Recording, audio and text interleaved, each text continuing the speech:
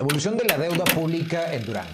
Irresponsabilidad, indolencia, ambas. Si el gobierno de Durango aplica apenas el 6% del presupuesto público anual promedio a la inversión pública, no es extraño porque durante los últimos sexenios, periodo entre 2016 y actualmente 2025, hemos padecido las de Caín respecto a la construcción de infraestructura en Durango. Tan solo para el ejercicio 2025, de los 47,000 millones de pesos del presupuesto público del Estado que le aprobó el Congreso de Esteban Villegas, solo se aplicarán 1,757 millones de pesos para este fin, el 6% o menos. Esto explica el atraso sistemático de la entidad en generación de empleos, en crecimiento económico, en atracción de inversiones y poder adquisitivo de la ciudadanía. Es claro por qué ocupamos los últimos lugares del país en los principales indicadores económicos. Tampoco le parezca extraño que indirectamente crezca el nivel de informalidad laboral y los índices delictivos. Con base en datos de la Encuesta Nacional de Ocupación y Empleo al primer trimestre del 2025, más de 430,000 duranguenses forman parte de la población económicamente activa que son presas de la informalidad laboral con un 50%,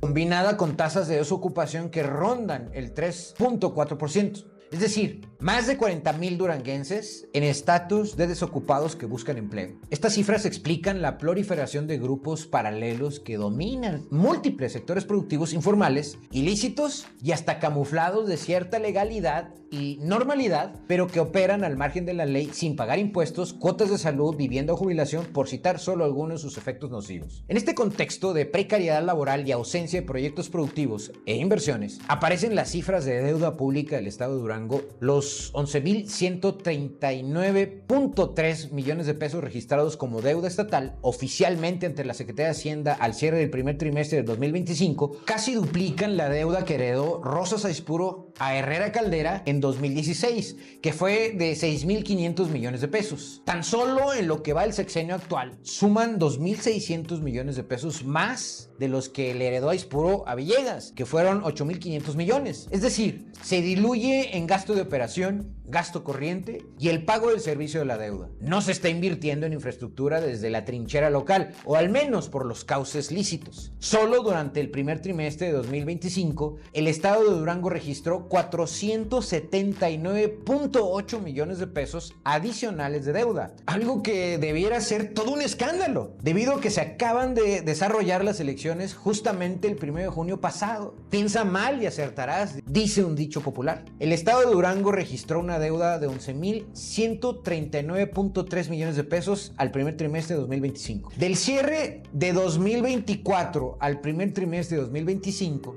29 entidades federativas disminuyeron el monto de su deuda por un total de 10,904.5 millones de pesos. Entre los 5 estados que más bajaron su deuda están Sonora, Sinaloa, Ciudad de México, Guerrero y el Estado de México. El estado de Tlaxcala no presenta variaciones, manteniendo su deuda en cero, es el único estado. Por su parte, los únicos estados que incrementaron su deuda durante el primer trimestre de 2025 son Michoacán, con un incremento de 1,033.1 millones de pesos, y Durango, con 479.8 millones. Con la deuda pública en niveles de 11,139.3 millones de pesos, Durango ocupa el lugar 17 de entre las 32 entidades, según el Centro de Estudios de las Finanzas Públicas. Los estados más endeudados del país son Nuevo León, con 106,150 millones de pesos, Ciudad de México, con 102,530.7 millones, y Estado de México, con 66,413.1 millones de pesos. Durango tiene una deuda per cápita de 5,780.3 millones, ocupando el lugar 9 a nivel nacional. Como porcentaje de los ingresos totales, representa el 24.1%, lugar 9 nacional, y como porcentaje de participaciones, representa el 62.4%, colocándose en el lugar 8 nacional. Todos los primeros lugares figuramos por el tema de la deuda pública. El plazo de vencimiento de nuestra deuda es a 12 años. Sin embargo, la tasa de interés que se paga es el 10.1%, la tercera más alta del país. Respecto a la deuda por tipo de acreedor, y esto es lo más grave,